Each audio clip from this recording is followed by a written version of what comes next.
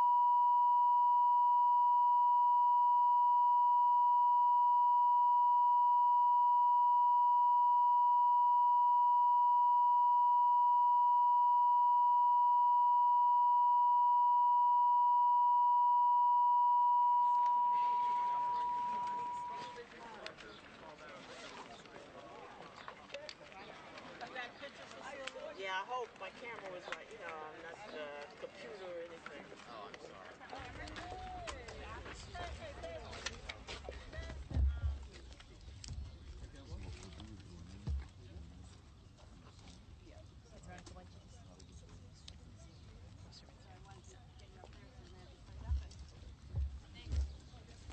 Sir, good seeing you. Thank you so much for all this. Are we ready? Stu, where are you? Can't do anything without Stu.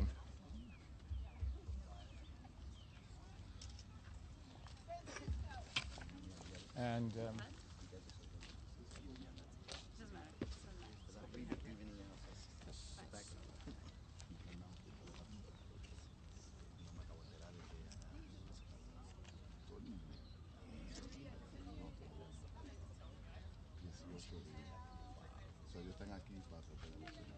hello, how are you?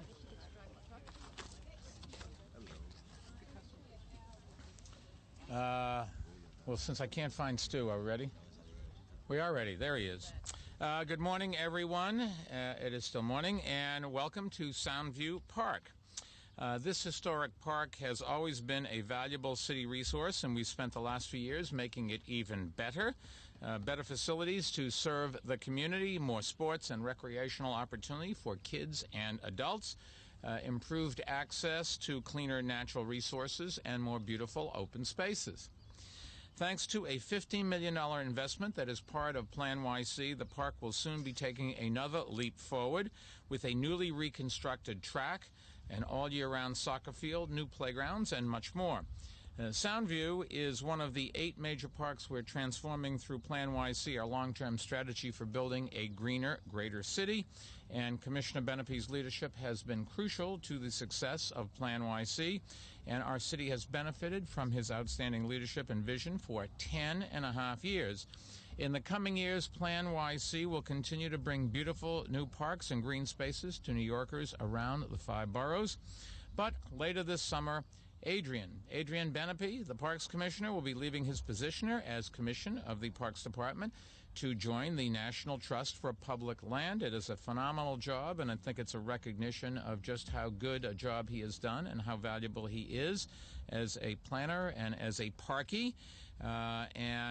He's going to be in a newly created position for them of Senior Vice President for City Park Development, something that I guess it's fair to say he is the world's expert on. While we're sorry to see Adrian go, we are also very excited about his next step, and let me give you a little idea why. Let me explain a bit about Adrian's new job. As director of the Center for City Park Excellence, Adrian will have the opportunity to take New York's success story and all its innovative work that we've achieved together in the last 10 years and apply it to a much broader canvas on a national scale. In fact, that is exactly what he has been asked to do. For example, one of Adrian's key tasks will be to oversee the Trust's Parks for People program. Its mission is to ensure that no city resident anywhere in America is more than a 10-minute walk from a park, garden, or safe green place to play. If that sounds familiar as an objective, it should be. It is a centerpiece of PlaNYC. And once again, what we really want to do is not only build a better city here, but we, since we're all Americans, want to make sure that we help cities all across this country. And over the past 5 years, I think it's fair to say we have worked tirelessly to making it a reality, both here and elsewhere. Today, more than 3 in 4 New Yorkers now live within a 10-minute walk of a park, an increase of something like more than 240,000 people in the last year alone. And in many cases, that is thanks to a major expansion of our parks that New Yorkers have enjoyed with Adrian as Parks Commissioner. Under his leadership, working with First Deputy Mayor Patty Harris, New York City has added over 730 acres of new parkland, with another 2,000 acres at Fresh Kills Park on Staten Island on the way. And we've invested more than $3 billion in capital improvements in the park system over the past decade, with another $1 billion plus in our budget for future work. And we've seen the opening of dynamic new parks from the Brooklyn Bridge to the High Line, from Randall's Island to Fort Totten, and from Staten Island's South Beach Park to Barretto Point here in the Bronx. We've opened 40 miles of greenways and breathed new life into some of the city's most cherished and valuable natural resources, from the Bronx River to Prospect Park. We've also put public-private partnerships to work to bring 21st century parks and green spaces to New Yorkers and improve quality of life through Million Trees NYC, which, thanks in part to Adrian's leadership, is ahead of schedule and on track to reach its ambitious goal. His leadership and fundraising experience has played a key role in many of our city's most successful parks partnerships, including gathering support for Brooklyn Bridge and Van Cortlandt Parks and furthering the work of the Open Space Alliance, Historic Harlem Parks, Rockaway Waterfront Alliance, and Friends of the Conference House, and others. And he's helped strengthen the city's partnerships with other government agencies, such as the work that we've done with the National Park Service to improve parks, water quality, and recreational opportunities at Jamaica Bay. Together, we have made city parks home to some of the most exciting public art events in recent memory, including the Gates and the Waterfalls, and we work to make parks centers of health and well-being by expanding opportunities for free and low-cost sports and fitness to New Yorkers of all ages, and that includes partnerships with NYC Service, the Department of Health, Equinox, and Empire Blue Cross Blue Shield that brought the Shape Up New York, Shape Up NYC, and Walk NYC programs to nearly 100,000 people last year. As well as Parks collaboration with the Department of Education, which takes advantage of Parks facilities and outdoor green spaces to promote the health and fitness of young New Yorkers, and offers the excellent and life-saving Learn to Swim program to thousands of kids in public schools. With Adrian's help, we've also ushered in unprecedented levels of volunteerism and service in our parks, from neighborhood groups and nonprofits, large corporations and small businesses, business improvement districts, and individual New Yorkers. That's one of the reasons why we are able to make the last decade one of the greatest and boldest eras in our New York City's parks history, even as we grappled with the worst economic downturn since the Great Depression. I keep saying this, and people keep getting it wrong, but the time to make investments is during the tough times, and that's exactly what we've done. And people are going to benefit for decades to come from the fact that we did that in spite of naysayers saying, oh, it's not a good time. It's never a good time to take a risk. It's never a good time to make an investment that you don't get payback right away. It's never the right time to think out of the box unless you think about all the other alternatives, and it always is a good time, particularly when times are tough. We're looking forward to seeing the tremendous impact that Adrian can have replicating New York's success on a national scale. It's something we're getting used to since we initiated the ban on smoking in restaurants. It's been emulated around the world. When New York City leads, cities, states, and nations follow.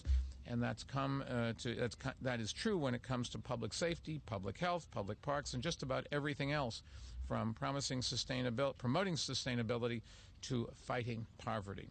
The Trust for Public Land has been a great partner to the city during this historic period, and I know that the partnership will only grow with Adrian on board. Adrian, all yours.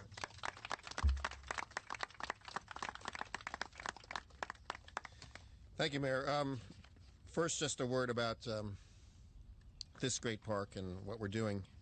I don't need to go over again the things that the mayor has chronicled, except to say that it has been an extraordinary opportunity for me. I feel very lucky to have been here at this time in the city's history when we had, at first at least, a strong economy, but most important, a mayor and a senior administration who understood the innate value of parks, and that parks across the city are important for people, not an afterthought, but an essential part of quality of life. So in addition to the many things that the mayor mentioned out of PlaNYC, I'm very proud of some small things that people may not know so much about, like converting all of the schoolyards to full-time playgrounds, almost 250 of them that we'll do. The conversion of asphalt fields into synthetic turf fields, installing night lighting, and then all of the projects we've done from Far Rockaway, which is going to be opening this summer, to here and in this park. When you stand here in this park, there's a really wonderful sound that's off behind you. That's the happy sound of children playing, and there's no better sound in the world. Birds sound nice, and it's a very bucolic setting here, but the sound of children playing happily is magic to the ears of people who believe in the power of parks, and that's something I've learned. I feel very fortunate to have been able to play this role, working with the incredible leadership from City Hall that kept saying we want to do better and better, and kept putting extraordinary amounts of money into building public parks, but also with our public and private sector partners. Everything that we've done is not in a vacuum, but with groups and volunteers and people like that, and other elected officials who also believe in parks and put money into them. And that's why in this park, it's not just the $15 million being invested through PlaNYC, but a total of almost $45 million coming into this neighborhood park. And as you come in, you see just how beautiful it is and how beautiful it will be. I will just say this. The fact that I'm leaving is even more incentive for all of the people, the terrific people who work in the Parks Department, to work even harder, because there's so much more work to be done. And I will not be going very far. I'll be staying here in the city, helping to the extent I can on parks projects, but more important, helping taking some of the lessons we've learned here and then learning lessons from other cities and continuing this movement. If you just look at these kids walking behind us now, this is why we do the work we do. We stage this? They're coming in from central casting. Making clean, safe places for kids to play and breathe some fresh air is the most important thing. I feel privileged to have been able to do this for so long, but particularly to have done this during the greatest period of park expansion since the Great Depression. So I'm happy to be here with the borough president and with the state assembly member and our friends from Community Board 9 and all of our friends, Lucia Ponte and Joseph Morales for the Friends of Soundview Park. These are the people that I've gotten to work with for the last 27 years in the Parks Department, and looking forward to doing a lot more for parks. So thank you all very much. Adrian, thank you. Adrian is a tough act to follow, but I will say we didn't have to look too far for a great candidate, and I'm excited to announce that Veronica White, wave your hand, will be succeeding Adrian as the city's new Parks Commissioner. Now, Veronica shouldn't have to wave her hand. Everybody in New York City, at least everybody should know her. She has spent the last 6 years as director of the Center for Economic Opportunity, developing bold, innovative strategies to break cycles of poverty, increasing self-sufficiency, and empowering New Yorkers to gain control of their financial futures. Under Veronica's direction, CEO, as we call the Center for Economic Opportunity, launched 50 groundbreaking programs, including Opportunity NYC, the nation's first conditional cash transfer program, and took the lead in developing an alternative to the outdated and inadequate federal poverty measure, which paved the way for the United States Census Bureau to develop its new supplemental poverty measure. The center's creative approach to tackling the toughest issues has received wide acclaim, both within the United States and abroad. And like so much of what New York City does, it has been eagerly replicated by other cities. Before becoming CEO, CEO director, Veronica served the city in a number of important capacities, including at the New York City Housing Partnership and the Department of Housing Preservation and Development. She also served for 8 years on the New York Advisory Council of the Trust for Public Land, helping the trust work with the government agencies to maximize the impact of parks and public green spaces. In every capacity, she's worked with parks and its partners to expand and improve the city's park system, including in her work at CEO, where she, through the Young Men's Initiative and the Million Trees training program, she helped equip young New Yorkers with the skills they need to be active and responsible stewards of our city's natural resources. Veronica brings to the table all of the qualities needed most at the Parks Department at this critical, dynamic moment in its history: continued innovative leadership, strong, experienced management, and a proven ability to build partnerships with members of the public, private, and nonprofit sectors who share our goals. Otherwise, we won't be able to afford all of the things we're trying to do. I don't think there's any question that she brings tremendous vision to the Parks Department as its commissioner. Leadership of CEO is also transitioning into extremely capable, experienced hands, however, I should say.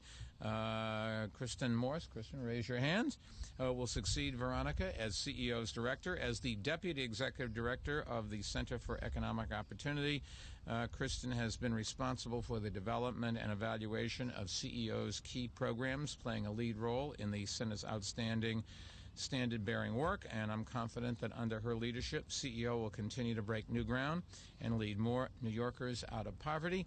And I just wanted to say, it just goes to show, when you come to as you go through all these years, people change their careers, they go on, they get promoted, they do other things. Having a bench that you can fill in right away is one of the great signs of good management. We really are lucky to have both Kristen and Veronica sitting there. I am 100% convinced this will be a seamless thing, and as Adrian knows and agrees with me, if he didn't, he does now, you always want to pick somebody better. And I hope, for example, that whoever succeeds me in City Hall will do a better job. I've done that in my company. I've never understood people that want to hire people stupider than they are. I always want to hire people who are smarter than I am. And Adrian, without taking anything away from you, hopefully for both our sakes, we will find that both the Center for Economic Opportunity and the Parks Department will take everything that you did, everything that you built, and build on it to take it to the next level. Veronica?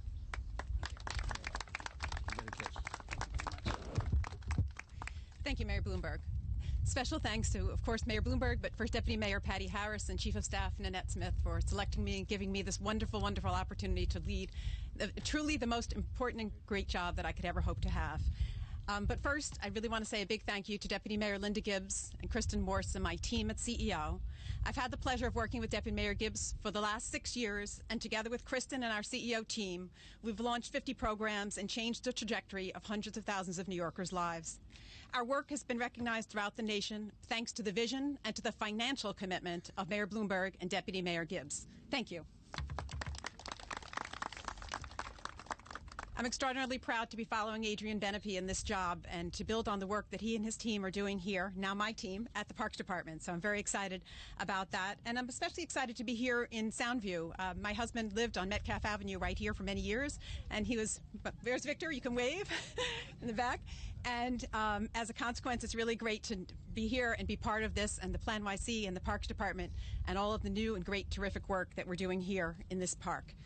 I've been privileged to work with parks in various capacities, and now I'm excited to be front and center at the Parks Department. I've worked in my housing and planning roles in helping bring community gardens and in also helping to bring, as part of CEO, many new people to the Parks Department and training new young people to come in and take up the mantle of parks stewardship and leadership.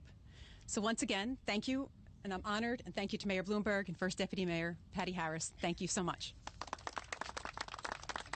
As you can rest assured, I have told her, don't screw it up. I know you'll all join me in congratulating Christian, welcoming Veronica to one of the world's greatest jobs, and wishing Adrian all the best in his future endeavors. None of this work would have been done, none of the work we've done to bring more parks to the Bronx and improve parks like Soundview would have been possible without the support of the elected officials who represent the boroughs. They all share our deep-seated belief in the power of parks to improve our communities.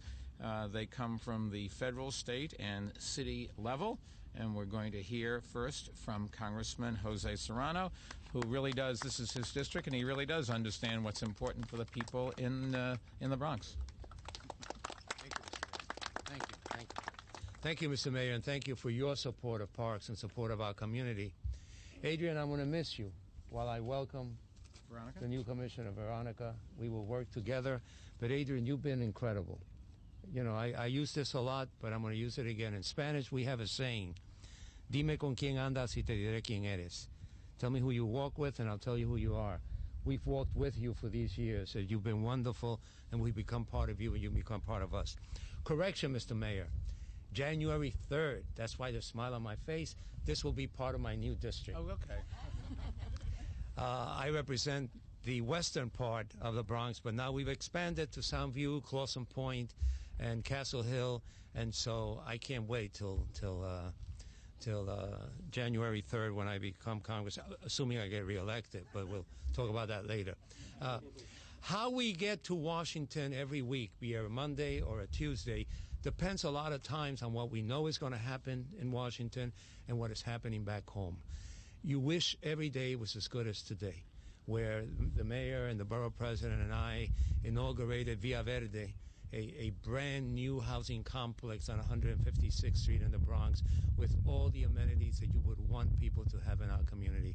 And then, see, the mayor, he's the mayor, so he left early. He got here all right, but I didn't miss the ceremony. The borough president was like having a heart attack that he wouldn't make it in time. I thought by the time I got here wasn't even a shovel available, but we made it, and I thank you for that. And this today, when I take the train this afternoon to go back to Washington, I know that I'll be facing difficulties over there. I'll be dealing with all kinds of budget issues. But I feel stronger. I feel better because of these two projects that we inaugurated today. And this is beautiful. And for me, this has special meaning because, you know, very slowly, but I run 3 miles a day, 6 days a week. Very slowly, but I do it. Well, now I can run here and be running in my congressional district, which is a good thing. And so, Mr. Mayor and Adrian, we thank you. This is the kind of project we celebrate. This is the kind of project our community needs. We are strong, we're united, and we will continue to grow. Thank you so much. Jose, thank you, and good luck in your new district. The Bronx Borough President, I don't think I have to tell you, he has always been a strong advocate of parks and doing what's right for the Bronx. He and I and Jose were over at this Villa Verde new affordable housing unit. I don't know about you, but I did not grow up in anything anywhere near as nice as that. No. That was just spectacular. The projects were not like that. They were not like that, I'm sure of that. Borough President? Thank you, Mr. Mayor. Good morning, everyone. If you look at the mayor's schedule, I said this in the previous event, if you look at the mayor's schedule over the last month or so, over the last week, and I dare say in the near future, you will see that the mayor has been and is in the Bronx more and more these days. About a month ago, we were at the Macy's Mall in Bay Plaza, breaking ground there with about $275, $280 million private investment. Last week, we were in the Northwest Bronx making an announcement on oil conversion so that we can have a cleaner environment, $100 million. Today, we have been at 2 different events. Villa Verde, ladies and gentlemen, is not just a beautiful development in an area where the Bronx is burning down, but it's a new paradigm. It's a new model where people throughout the United States can look to the Bronx for that leadership. And then here we are today in this groundbreaking ceremony at the beautiful Soundview Park. This is one of the areas in the Bronx that not too many people know about, and it is frequented every weekend by many, many folks. The fact that $50 million of investment is going here to Soundview Park, it's incredible.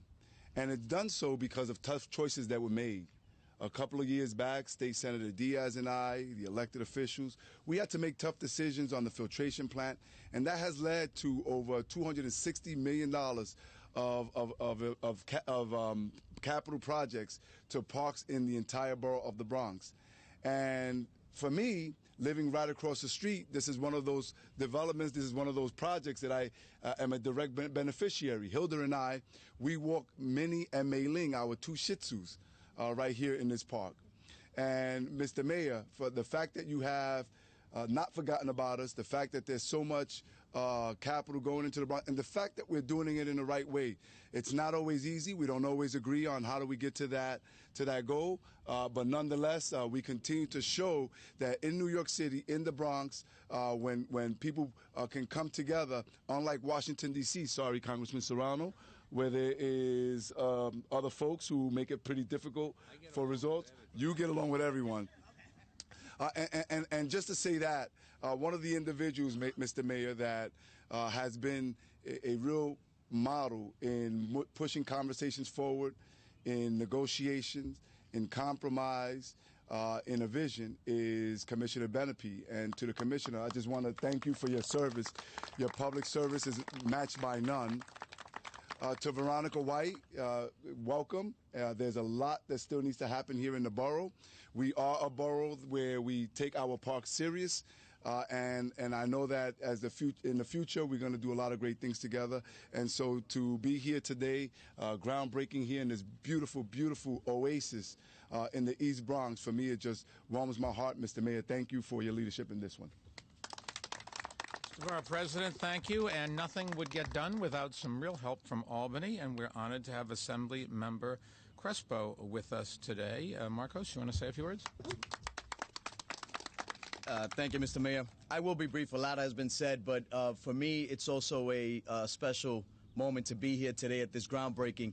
I live in the building right across the street. I can see this park every single day from my window, and I definitely enjoy it with my family. And really, where we used to describe Soundview Park as a hidden gem in the Bronx, it's no longer hidden. It's no longer a secret. This park is probably one of the most widely used, I would dare say, in the entire borough because it's so beautiful, because it has so much to offer. And the groundbreaking here and the improvements that will be made through this phase of work is just another step in bringing our borough's resources and our community's resources to where they should be, to where our children deserve, to where the local residents who have been here for so many years advocating for improvements deserve. And so this is a special day and really a pleasure for me to be a part of it, and understanding that we have so much more work to do, and make sure that both in Congress with the congressman and myself in Albany, that we work together to bring the resources to New York City so that we can continue to do more of these types of improvements. As far as Commissioner Benepe is concerned, I will say that I've been impressed with him every single day since I've been involved in government. His vision, I think he's been a model of leadership. His enthusiasm and everything that he does has always been a breath of fresh air when it comes to so many of these formal events that we go to. And I have to say to Commissioner White, you have big shoes to fill. The last time I was in this park with Commissioner Benepe, he, in great fashion and very eloquently, recited the SpongeBob theme to the students from PS 93. And I don't know if you prepared for that, but it really went over well with them. So just a tip. But to the mayor, thank you, Mr. Mayor. We can disagree on a lot of things, but there's no question that your work in redeveloping communities and redeveloping parkland has been really incredible. So thank you for that. Thank you. And Allison Tucci of the City's Park Foundation is with us. Allison, where are you? Hidden someplace? There you are. Thank you. And thank you for having me at the Parks Foundation golf thing the other day. I can't tell you that I got a hole in one. You'd think after playing the same hole again and again you would, but I didn't. So thank you, and thank you for all the help that the City's Park Foundation does to us. So, Christian, do a better job than she did.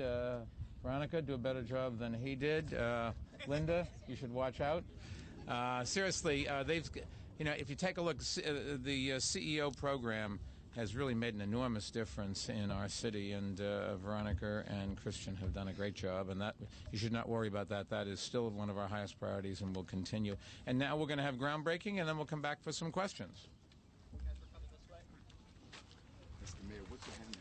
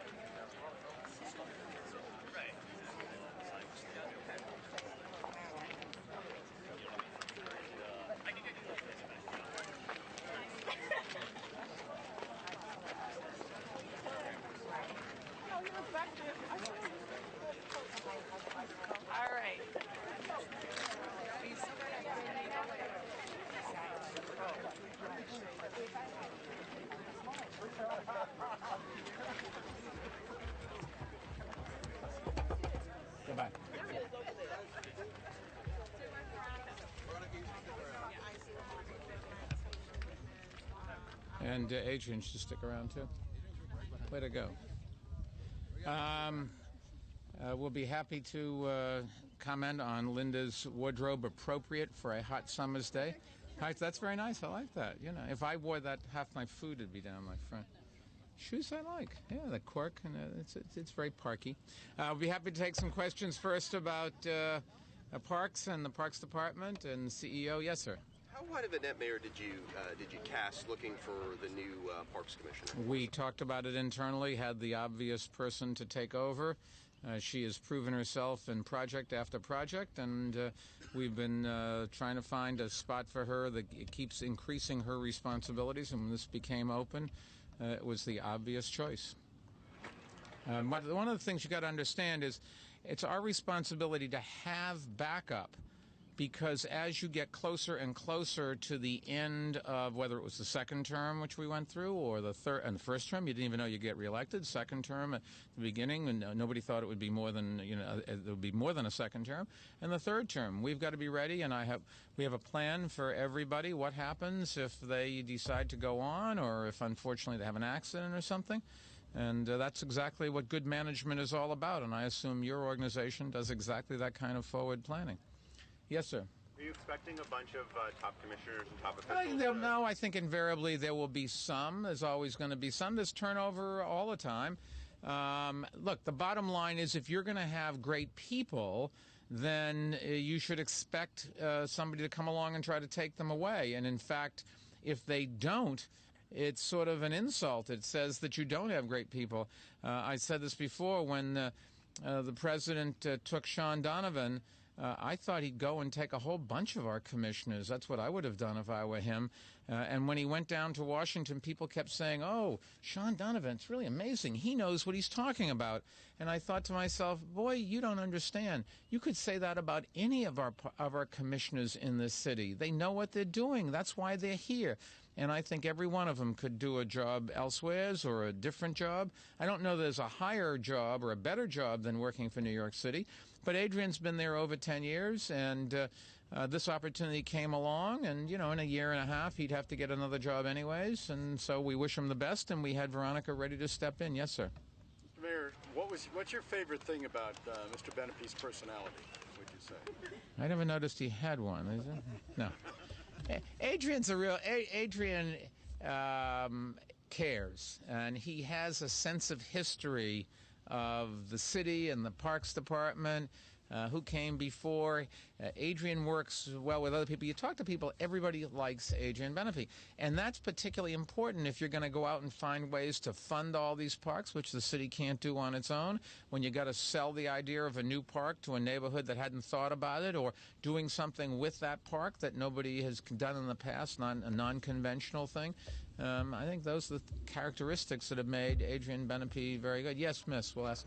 Mr. Mayor, you didn't introduce our Bronx Commissioner of Parks, Hector Ponte, but I would like to take this opportunity to Hector is the best. Meeting with us, the public. Good. Talk about our concerns in the parks. Good. I'd like to think I think all 5 deputies and there's enormous staff. Adrian, how many people work in the Parks Department? It's about 8,000 right now. 8,000 people work in the Parks Department, and so it is Adrian, but it's everybody else as well. It's like there's 280,000 people that work for New York City. The mayor's the one that gets beaten up every day about it, but it's the city works because of those. But well, you should. You should. It's fine with me. Yes, sir. So, as you know, the Parks Department recently announced a new proposal for corporate sponsorship. I'm wondering if the outgoing commissioner and the incoming commissioner can speak to criticism from some park advocates that they're worried about the increasing corporatization of public lands. Well, as soon as they come up with an alternative funding source, we'd be happy to consider it.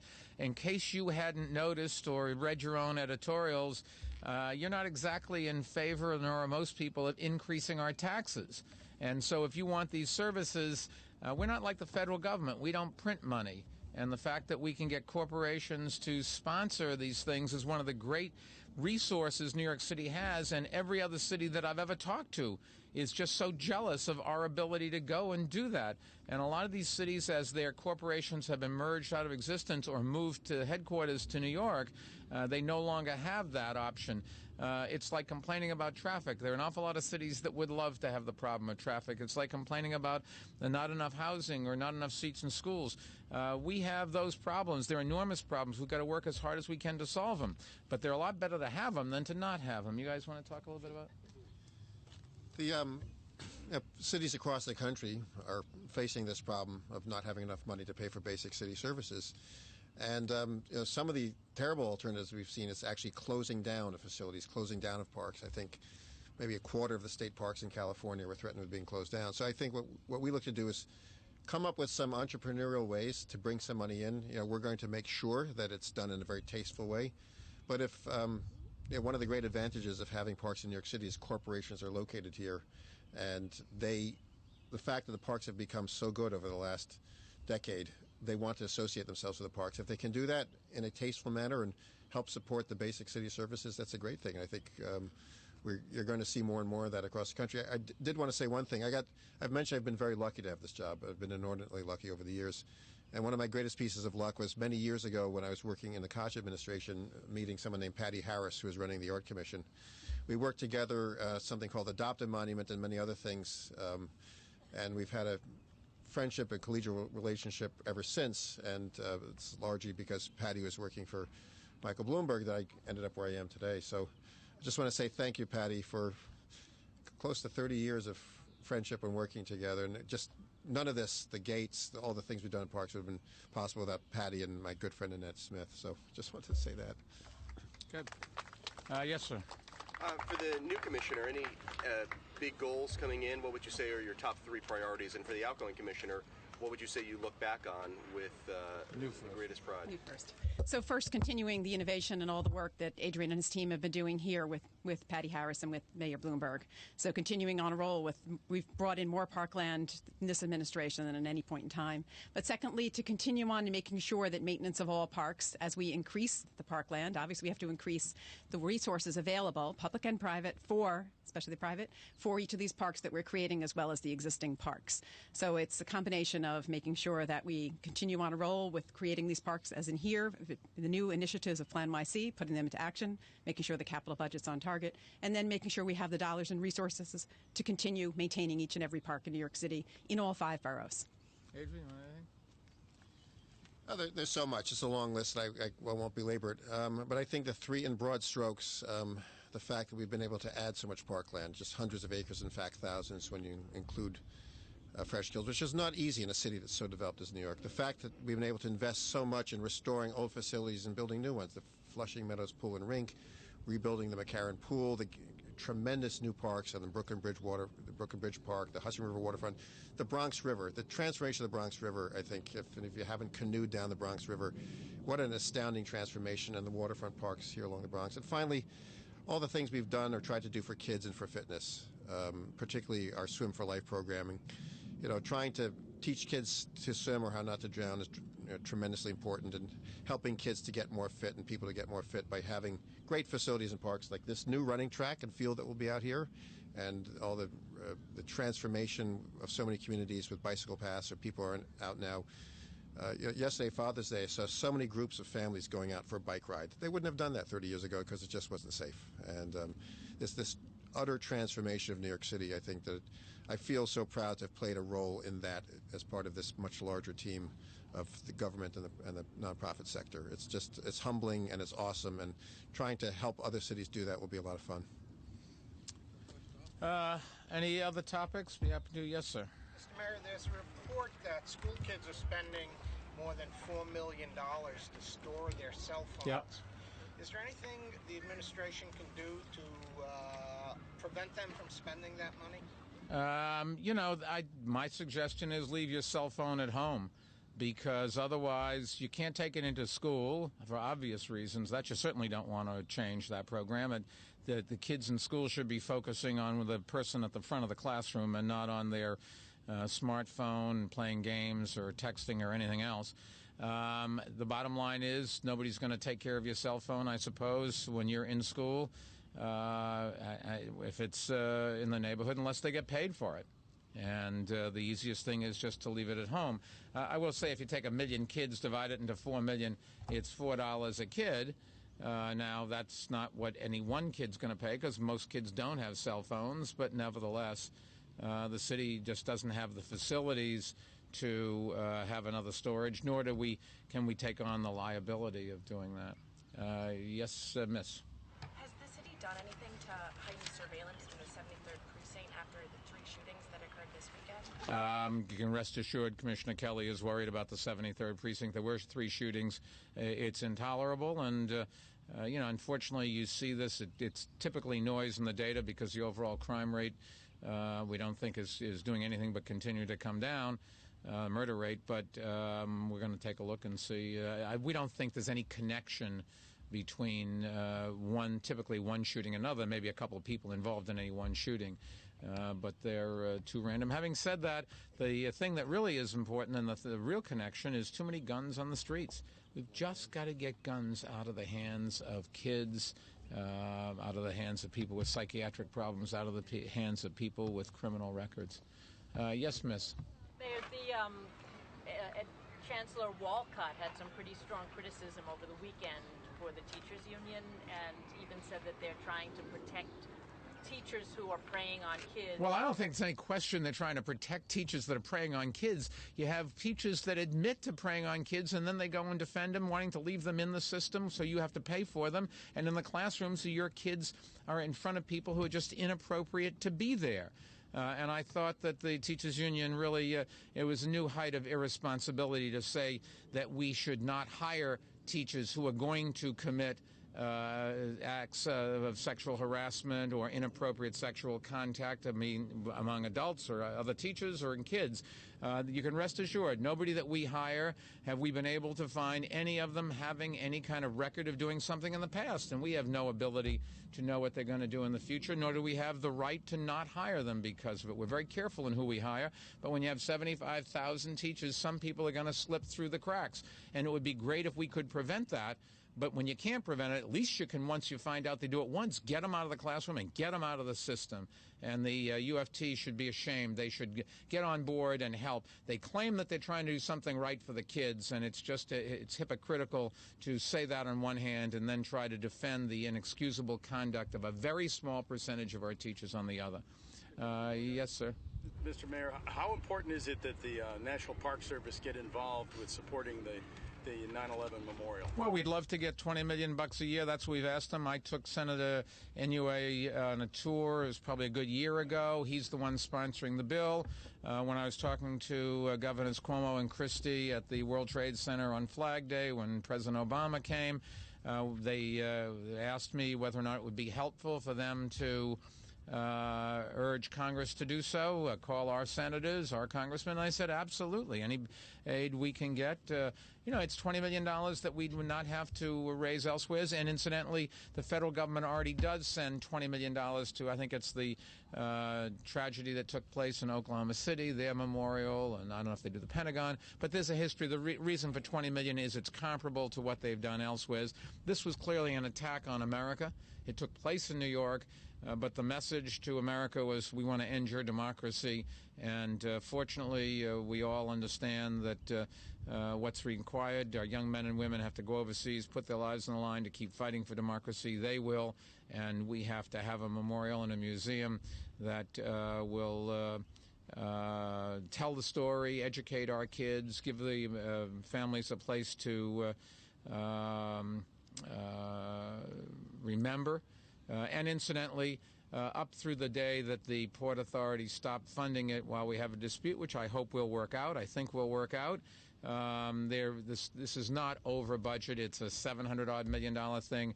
This fictitious number that some people are putting out of $1.4 billion or $1.5 billion, $1.3 billion is just, there's no basis in fact for that whatsoever.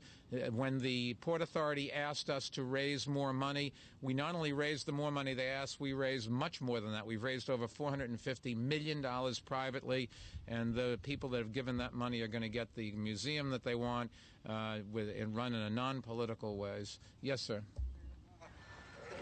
Department is limiting access to a couple of blocks in Harlem. What would you say to the residents who seem to be distressed about that? Some may be distressed. Most are thrilled that we understand there was a threat of a retaliatory measure there, and we flooded the place with cops, and we're making sure we keep the bad guys out. That's our responsibility. I think the question you should ask is, what would they say if we didn't do that and one of them were killed in a random shooting? Yes, sir. Mayor, given the current economic climate, do you think a pay raise for legislators in Albany is justified? Yeah, I'm not an expert, and I shouldn't be wading in on that. Let me just simply say this. I think that, with the exception of people that work for $1 a year, you have to reward people that you want them to focus on their jobs rather than on how they're going to pay the bills. That's why I raised teachers' salaries when we first came into office, 43%. Today, our teachers are paid as well as people in the suburbs. That was not the case before. Our police officers, firefighters are generally paid similarly in comparable levels. And when the city council talked about raising their compensation, I stood up and said I thought it was appropriate and that I would be happy to speak out to defend the speaker and the councilman that voted for it. That was done.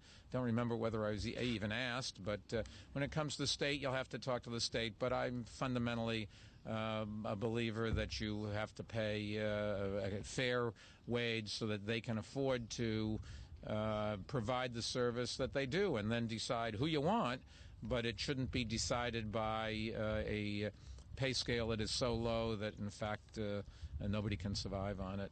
Let me just get anybody in the press, yes, and then we have to go.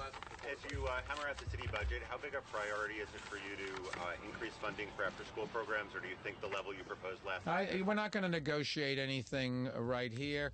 I think history has shown every time we've come up with a responsible, on-time budget for the last 10 years, and there's no reason to think that we won't do that in a couple of weeks with this one. Will everybody get everything they want or as much as they want and everything? No, that's not the real world. We have real budgetary problems, and we have some storm clouds on the horizon, and we've got to start preparing for that. As I've said before, 2014 is going to be a very difficult year because there'll be no extra money to roll over.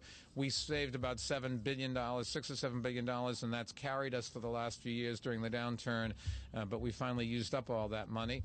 And there are some things in the budget. If the challenge to the taxi medallions were to survive, and I don't think it will, but if it would survive, that would put $1 billion hole in our budget.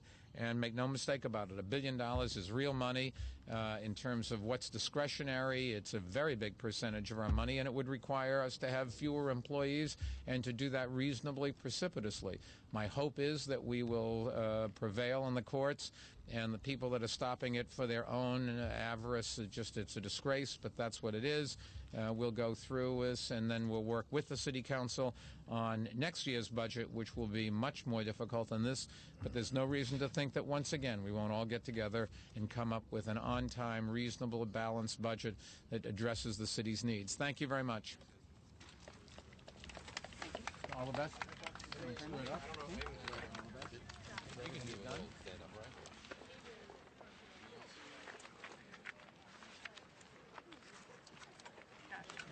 Get Adrian. I want to ask her about. Can I ask you what parks I know you have to be diplomatic about it, but any parks that particularly frequent that you like? My favorite, so Shore Road Park is where I started, where I learned how to bike and run with my siblings. And I played baseball and I have 7 brothers. Okay, so. Shore Road Park. Shore Road Park. Yeah. Yeah, favorite. To Josh's question of fairness,